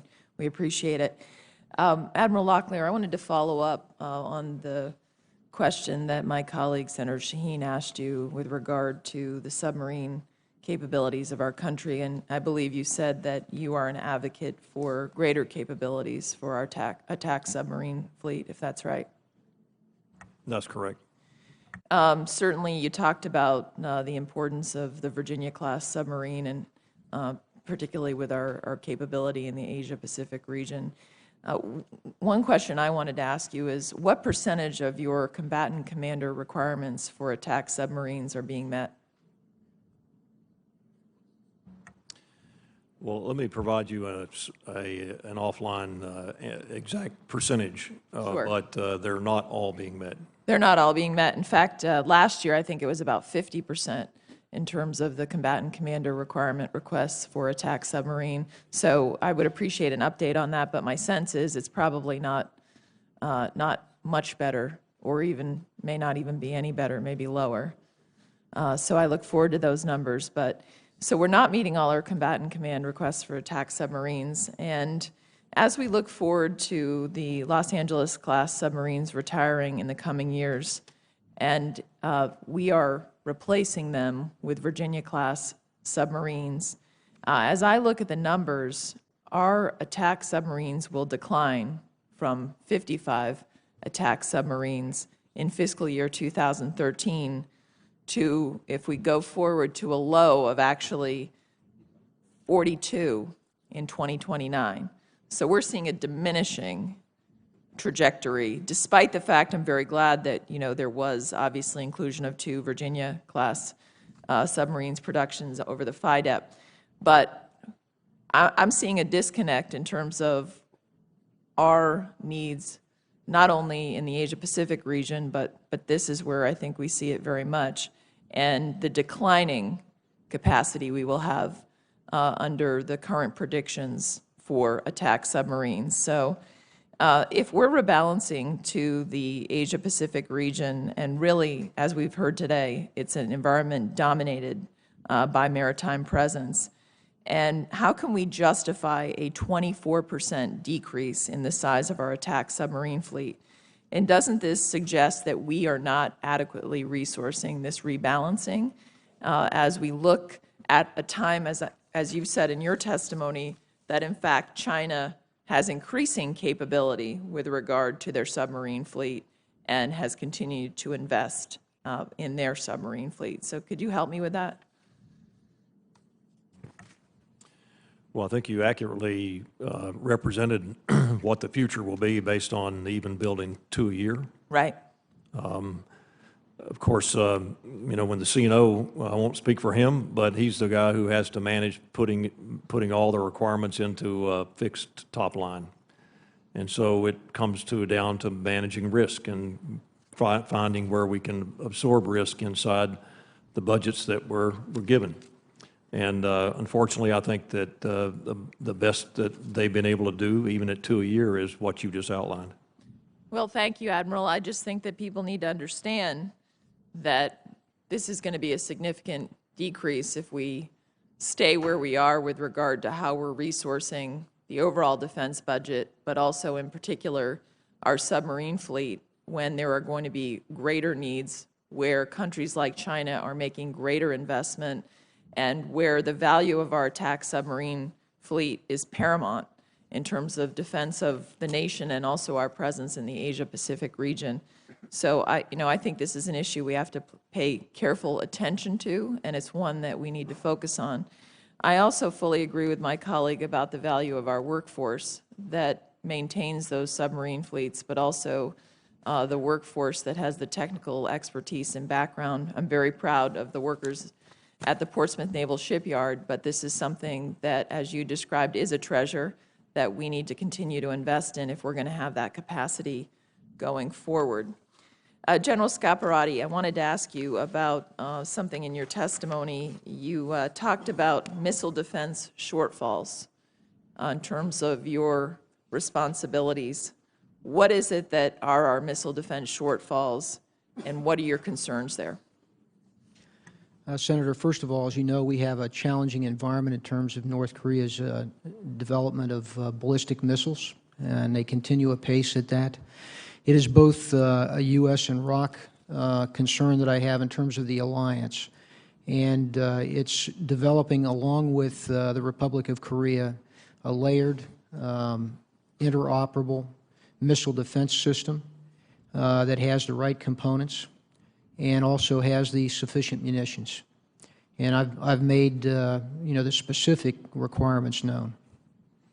It seems to me with the often erratic behavior of the new leader in North Korea that this is an important investment for us if we have needs in missile defense, that in particular for protecting South Korea and our troops that are there. I look forward to working with you on this issue because I think this is critical with the threats we face in the region. And also I think with what we've seen is, as you say in your testimony, troubling actions by North Korea in terms of proliferation of weapons as well. I think this is another issue that we need to watch and is of deep concern to us and our allies. Admiral Locklear, I wanted to ask you about a particular system and its value to PACOM, and that is the JLEN system, which is designed to detect, track, and defeat airborne threats, including cruise missiles, manned and unmanned aircraft, and of course you've already testified about some of that activity already in the Asia-Pacific region, and surface-moving targets as well as swarming boats. I wanted to ask you about the fact, in fact, Secretary Hagel has said that 4 combatant commands have, including your command, has expressed an interest in the capability provided by JLENS. Would deployment of JLENS in the Pacific Theater help PACOM provide surveillance and fire control required to better provide missile defense and force protection to forward deployed troops? Number one, wanted to get your thoughts on this system. Second, are you aware that there actually is a second JLENS that it stands in reserve right now? So it's, not to put it in more civilian terms, but is kind of in the closet right now in Utah and not being deployed. And can you help me understand why that is? Well, first of all, you accurately portrayed. I have asked, when I sent a letter to Secretary Panetta at that time, asking for the capabilities that a JLENS-like system would provide in relation to the sophisticated integrated air and missile defense scenarios that we face in the Asia-Pacific. So it would be important. It is important. And it's important, I think, since it's relatively kind of new technology, to kind of get it out and to test it and get it into you can't just bring these things in overnight and expect them to be properly integrated. So we have to work our way through that. I was aware that there is another system.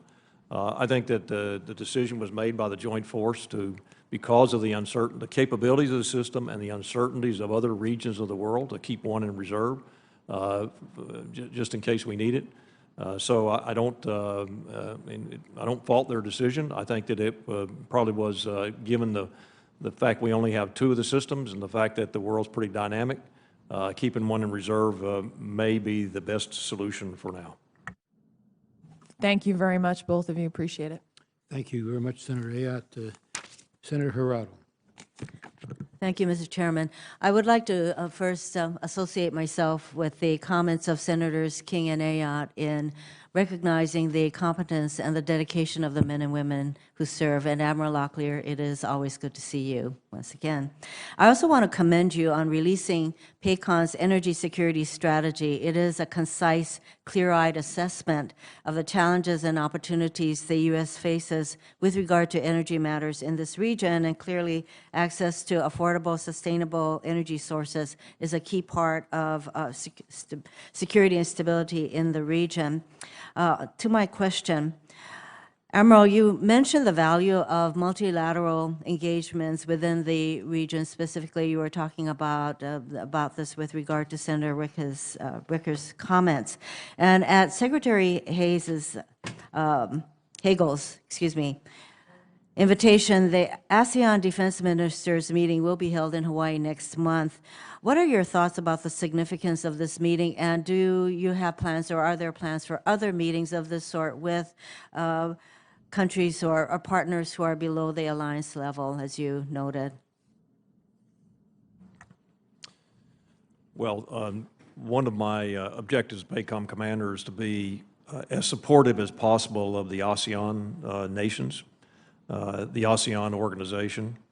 So beyond the Secretary Hagel is hosting the end of the or beginning of April in Hawaii, which I will assist him in hosting them, and we'll talk about many aspects of multilateral cooperation. I also make it a point every time I go to Jakarta to stop in and see the permanent reps of ASEAN, to see the Secretary General or his deputy while I'm there, and to show generally U.S. support for growing multilateral organizations such as ASEAN.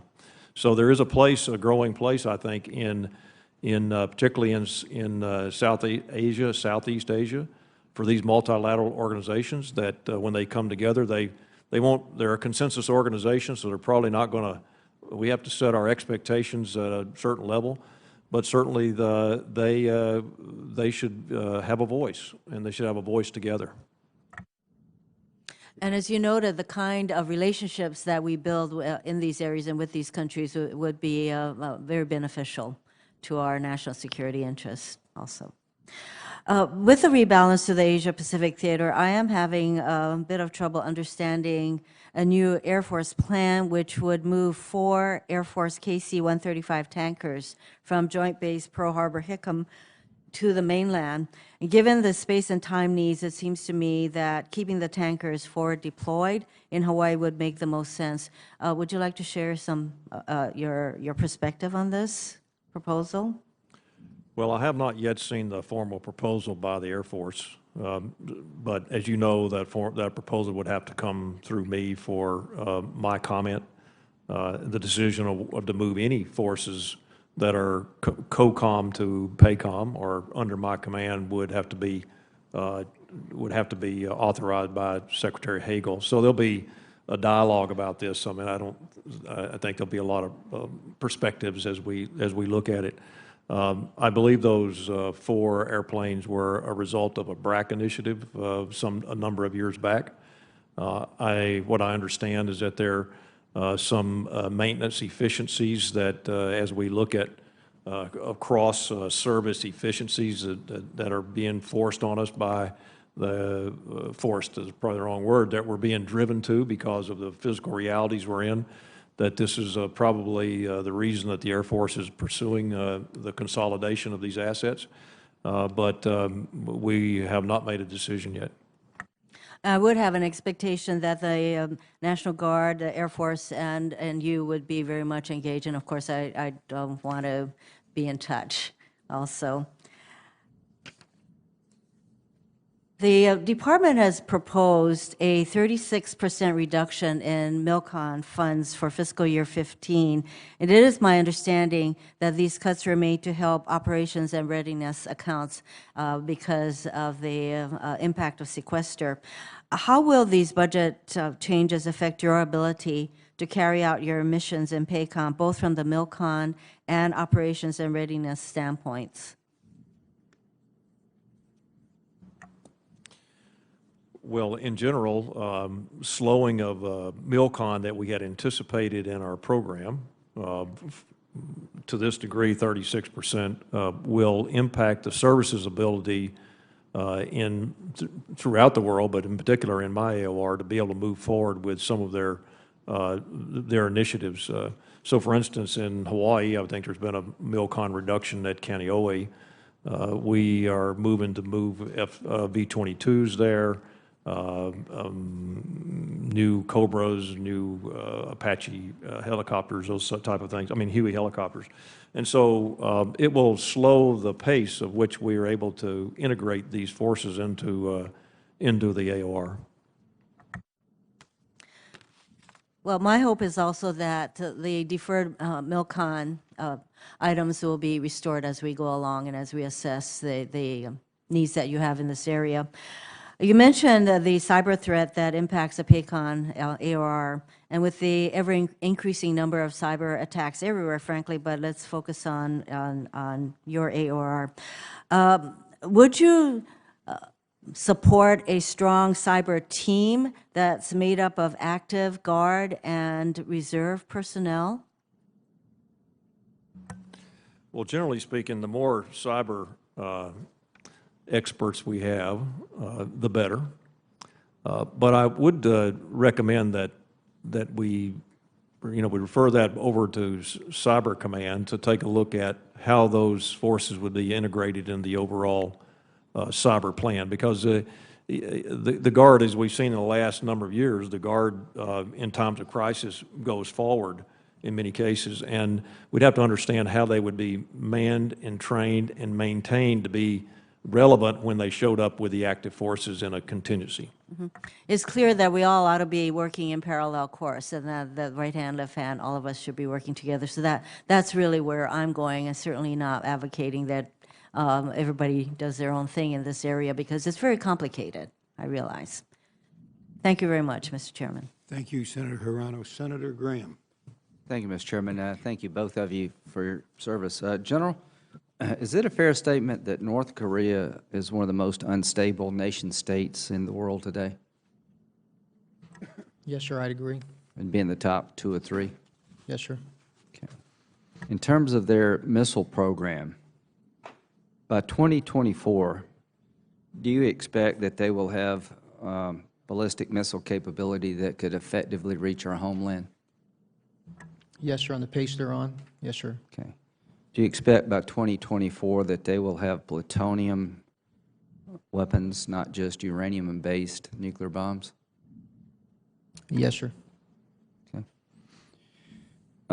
Admiral, by 2024, if China continues on their present pace of building up their military, what will the balance of power be between China and the United States in your command?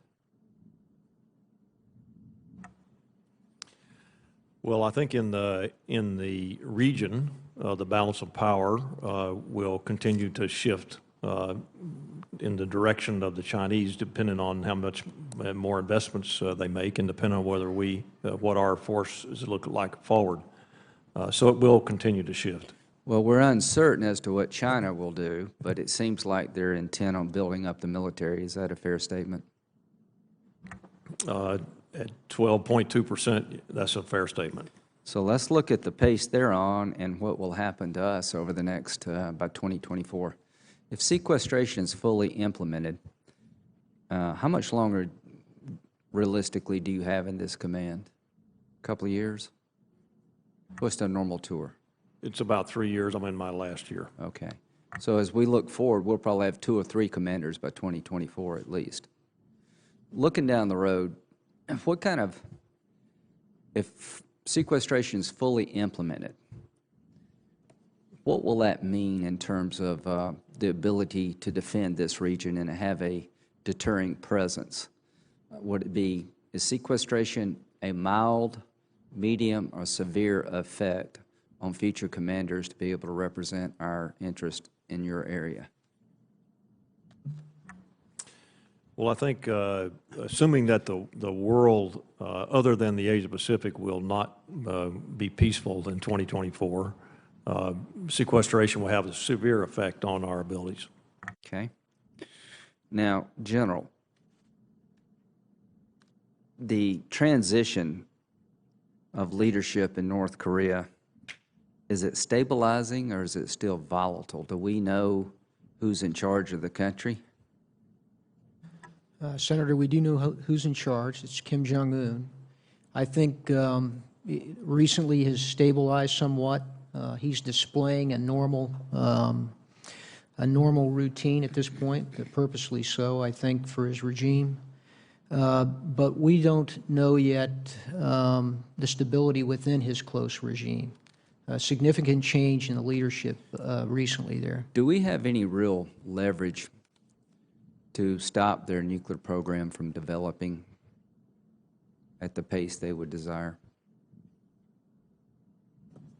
Well, I think the sanctions that we've used to this point have not had the impact in that regard. Okay. South Korea, are they seeking to enrich uranium?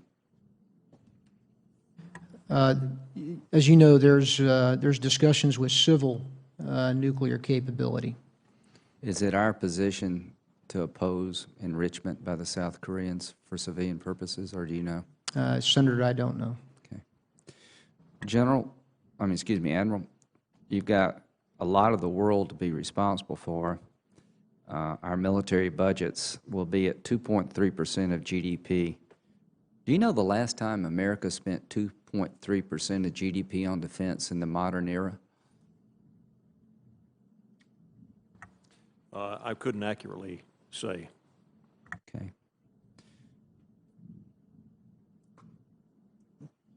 Isn't this dangerous, what we're doing?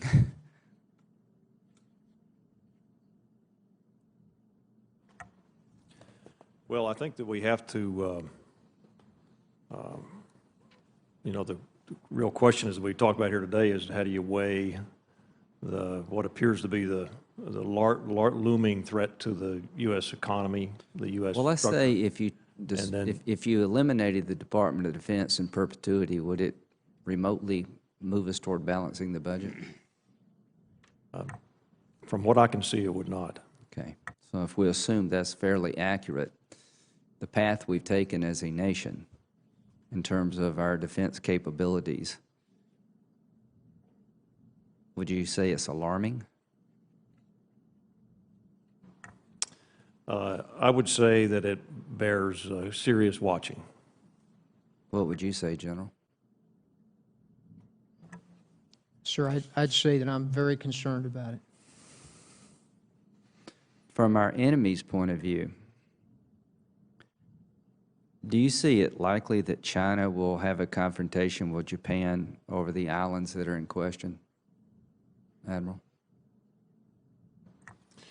Well, I think the potential for miscalculation, if they don't manage it between themselves properly, could be high, and it could be very dangerous. That said, I don't see in the near term that they're heading in the direction of confrontation. When you talk to our allies, do they seem concerned about the direction we're heading as a nation, United States, in terms of our defense capability? And have some of the things that have happened in the Mideast, has that affected at all the view of American reliability in your area of operation? Well, I think the whole world watches what we do militarily. And, for a long time, we've been kind of the single guarantor of security around the world. Well, beginning to hedge their bets? I think they're starting to look at it, and they're asking the question of our staying power globally, not just in my region. Thank you both. Thank you, Senator Graham. Senator Kane. Thank you, Mr. Chairman, and to our witnesses, thank you for your service and your testimony this morning. I don't think anyone has mentioned yet, but we should applaud the work of the 7th Fleet in assisting trying to find the Air Malaysia flight. Just an example of the kind of thing we do every day. The military does every day to advance humanitarian and other causes, and that work is important work. And I think many of the questions and comments today have really kind of circled back to budgetary reality. Certainly Senator Graham's did. We've got two budgetary choices posed for this committee by the President's budget submission. Do we accept the President's budget or some version of it, which is I call the half sequester budget? The President's proposal would actually absorb half the sequester cuts over the entire range of the sequester, but try to find a replacement for the other half, and there's a suggested replacement from 16 and out. Or do we just accept the full sequester? There's no way we can do what we want if we accept the full sequester, period, full stop. We can't do it. If we're concerned, we have a way to solve it, but the way we got to solve it is do what we did in the 14-15 budget and do sequester relief. And so it's my hope that we'll work in 16 and out just like we did in the 14-15 budget to do it. That is ultimately the significant way to answer some of the concerns that you're each laying on the table, in my view. Admiral Locklear, I want to ask you a question about one aspect of this sort of sequester, full sequester or half sequester budget, and deals with carriers, because that's one of the items that is sort of most obviously different between the two, between the President's submitted budget and the full sequester version, and that is scaling back from an 11-carrier Navy to a 10-carrier Navy. The 11-carrier Navy is a statutory requirement. I believe you testified recently before House Armed Services where you said 11 carriers continues to be a pretty important component to America's maritime dominance, and I would like it if you would kind of describe that, please.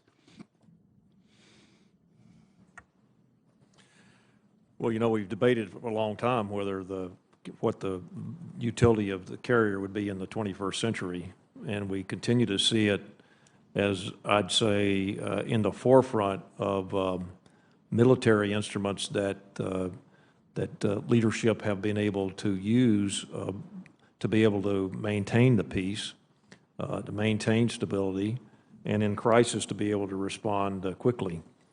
The benefit of our carrier force today is that it's unequal in the world. It is nuclear sustainable at sea for many, well, really for just about as long as you can think about it. And it carries a very credible capability to maintain peace and to be able to prevail in crisis.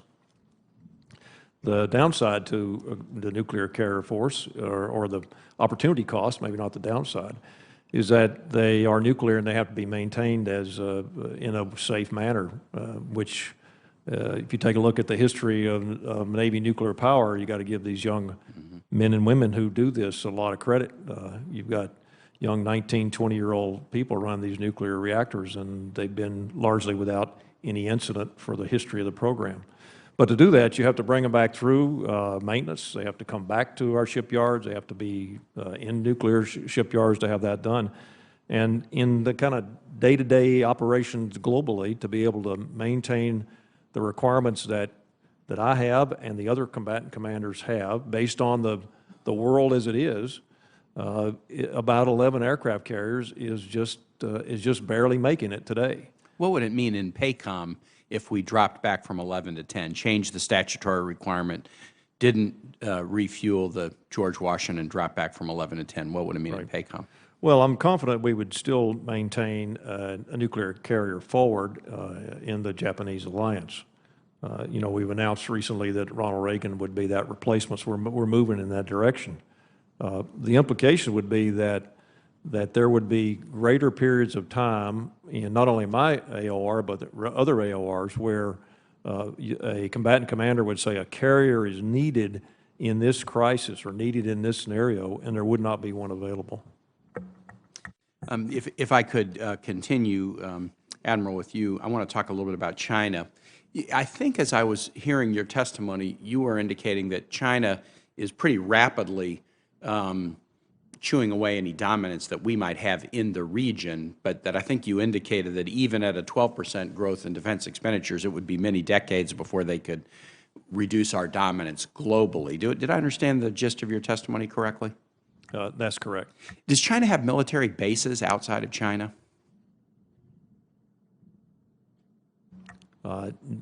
Not that I'm aware of today. Does China have significant military presence today in the Americas?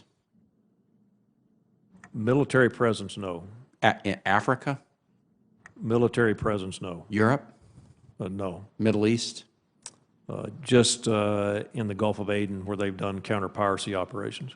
So based on that, is it your understanding that China is basically trying to significantly grow the projection of military presence in their region, but is not, at least to this point, significantly growing military presence elsewhere? The predominance of their efforts are in the region. And so that kind of explains the testimony you gave earlier. They're chewing away our dominance in their region, but it would take a long time for them, even at significant growth, to chew away our dominance elsewhere. That's correct. I mean, when you combine the U.S. Global security capability with that of our allies, with that of our significant allies from in all parts of the world, they would have a difficult time globally. Mr. Chairman, I just asked these questions to suggest that, you know, I think most would say China is our principal competitor. We would use that phrase in the next century. They have a fundamentally different business model than we do. Our business model is a global projection of presence, both sort of physical with fixed assets, bases, and flexible assets like carriers. At least to now, they're pursuing a very different business model. Military bases, that's not what we're focused on. other regions. That's not what we're focused on. It's as if we pulled all our resources into the Americas, we would be a major force in one part of the world. That's not what we're doing. So our principal competitor sort of has a different business model than we do. One last question, if I could, on the Sakanku Islands. I think this is a confusing one for us because these are uninhabited islands. Is the debate, the controversy, the skirmish potentially between China and Japan over those islands, it's not about the islands as an economic source, unless there are natural resources there. Is it more about, you know, national pride or dominating sea lanes, or just for China creating sort of a buffer in that region they care about? How would you describe it? Well, I would describe it as primarily a sovereignty issue, less economic, and that it's not something new. This issue has been around for a long time. Of course, you know, we as a government, we don't take sides on territorial disputes, but Japan is our ally, and we made it pretty clear how we would support our ally in the case of this particular scenario. Thank you, Mr. Chairman. Thank you to the witnesses. You, Senator Kane. Senator Blumenthal. Thank you, Mr. Chairman. I want to begin by pursuing the line of questioning that Senator Kane began, and his very pertinent observation that China's strategic model is focused on its part of the world. And yet, you make the point, I think very tellingly in your testimony, Admiral, that China will soon have capability compatible with us, and interoperability, or in particular having the same systems, gives us a great deal more agility. And then finally, their Air Force is building. It's getting stronger all the time, and that helps us a great deal. In the plans that we have there, both in armistice and if we were to go to crisis, the Air Force and the establishment of air dominance is critical. And I understand that there are 8 other international partners. I don't know whether there are any of those are in the area under your command. But do you know what the state of purchases by those other 8 international partners are at this point? No, Senator, not specifically. Thank you. Thank you, Mr. Chairman. Again, thank you both for your extraordinarily distinguished service to our country, and thank you to all the men and women under your command. Thank you. Thank you, Senator Blumenthal. I just have one additional question. Others will be, obviously, if they have questions, we'll have them addressed as well. In your prepared remarks, Admiral, you said that it would enhance our security cooperation effectiveness with key allies and partners if we had a authority to have $30 million in a security cooperation authority managed by the Joint Staff under the MILCON appropriation. And I'm wondering whether that request was made of the administration when they put together their budget, and whether or not there is something like that in the budget request. We're trying to find out if there is any reference to that. The DOD is aware of my desire to do that. I can't tell you if it's actually in a line somewhere. I'll have to look and myself and see if it's in there. The purpose of it is it would give us enhanced flexibility to be able to do some of the things that statute-wise we're prevented from doing today. Small dollars, big impact. All right, if you can give us that for the record, we'd appreciate it. I have a number of other questions for both of you. For the record, other colleagues may as well. Are there any additional questions, Senator Kane? Did our intelligence provide us any advance warning that China was going to impose the ADIZ in November of 2013? Well, we had been observing the dialogue, the potential for that for some time. As far as the exact date and maybe a day or two warning, we did not receive indications of that.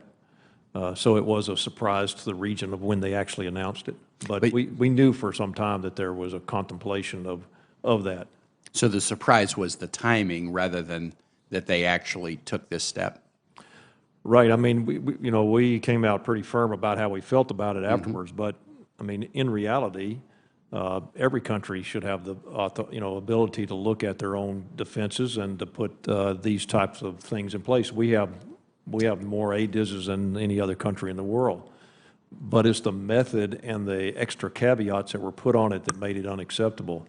And particularly the way, instead of being just let's have a dialogue with our neighbors and talk about how we're going to defend our territorial airspace, it was laid on as I think a direct issue with Japan and the Senkakus. There wasn't any dialogue among the region or among the neighbors. There wasn't any dialogue with the United States about it. And so in the end, it didn't sit well with the region in general. Thank you. Mr. Chairman, one last quick question. Thank you. Admiral, thank you for being so forthcoming on the bases abroad. One of the reasons for my question is not only the jobs and economic activity, but also some of the reports of corruption or waste in contracting and so forth. And I wonder whether there have been changes in the systems providing for greater oversight and scrutiny, whether the systems of contracting and procurement have been changed at all with respect to those bases abroad. Well, I'd have to dig into specifics of your question, Senator. I'm not sure I know contracting irregularities that we're talking about. I think we have, in fact, I know we have, including General Scaparrotti here, very credible leadership in these alliance and the bases and the dialogue that goes on about how we share cost, how we share responsibilities. We just finished negotiating the mutual agreement between us and the South Koreans, which we hope that they ratify as soon as their Congress comes back into session. We have a very deliberate dialogue with our allies in Japan about how the money is spent, and so I think we are doing due diligence. Let me be more specific then, just to give you a little bit more. Glenn Defense Marine Asia. I'm sure that name is familiar to you. It's a Singapore-based firm that has serviced Navy vessels throughout Asia. In fact, continued to do so until its chief executive was recently arrested. I wonder if you could provide us with the records of contracts that the Navy signed since 2009. And also, I'm not going to prolong this hearing, but perhaps in a written response, an account of what is being done to prevent occurrences of that kind of issue in the future. I will, Senator. I'll have to get with the Navy, with the CNO. It's his primary oversight of those contracts, even in my AOR, as the Army has primary oversight of the contracts in Korea. So, but we'll try to consolidate an answer for you with the Navy. Thank you. Thank you, Mr. Chairman. Thank you. Any other questions? If not, we thank you both for your service and for your testimony. And again, please pass along our thanks to the men and women with whom you serve. And we will stand adjourned.